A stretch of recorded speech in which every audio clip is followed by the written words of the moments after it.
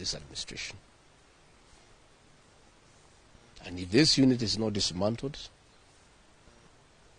we'll be giving the name of the building and the full names of that officer and his cousin in this administration. And these people are not answerable to the Inspector General of Police. Your guess is as good as mine as to who is the commander of that unit. Let me emphasize that killing our children will not quell the anger of the Kenyan people. People are very angry with this administration. Abducting young people is not a solution. You must address the cause of the disquiet, of the discontent. Why are people aggrieved with this administration? That must be dealt with. Abducting these children and killing them is not a solution. And I must remind my friend and brother, Dr. William Ruto, that since independence, no government has ever gone for children. This is the first administration in the history of this country to target children for repression and persecution. Even the colonial administration, brutal as it was, it never went for the children. And the question the president must address is simple. Why has everybody turned against you and the administration in only 2 years? That is what you need to interrogate instead of persecuting these children. Again, he must understand the law of nature. Nature abhors vacuum.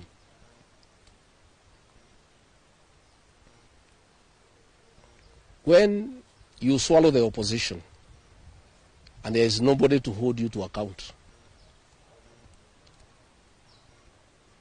when you capture parliament and other institutions of oversight, since nature abhors vacuum, other formations will emerge to oversight you and hold you to account.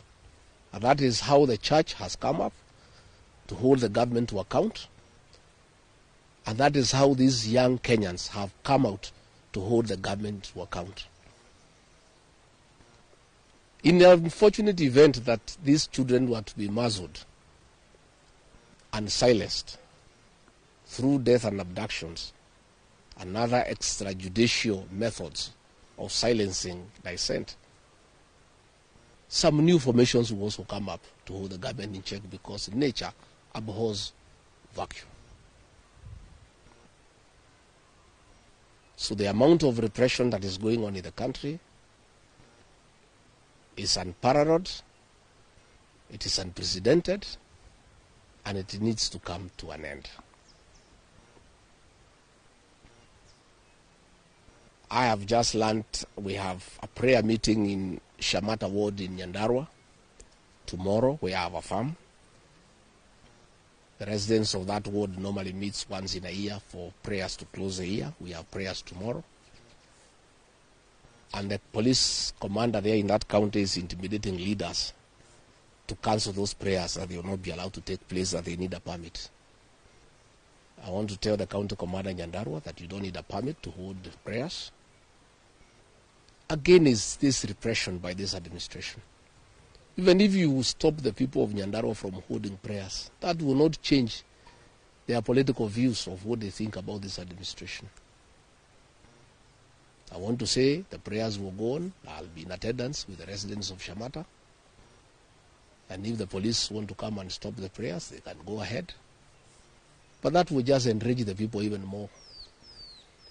And those tactics of using police to stop prayers were tried by the previous administration. And the president knows how it worked out. You just agitate people more. You make people more rebellious. There is no need for police to interfere with people's rights of expression, of association, and the freedom of worship. So I want again to ask the Inspector General of Police to tell his county commander in Nyandarua not to interfere with the rights of the people of that area to hold prayers and to congregate to pray together, because those rights are guaranteed in the Constitution. And this is not the way to deal with dissent and discontent. Let the government take time to find out why people are unhappy. Why are people so discontented with this administration? But try to stop people from meeting, from congregating will not solve any problem. It will just magnify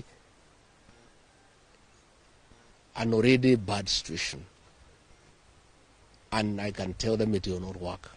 It's an exercise in futility. So good people, I just wanted to make those remarks about abductions, and I can answer one or two questions if there is.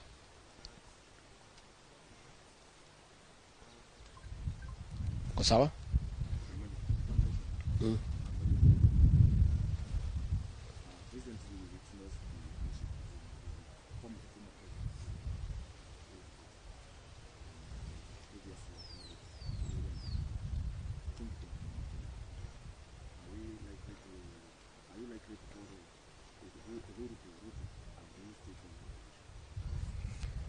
I don't know whether Uhuru is going to Ruto. I don't have such information.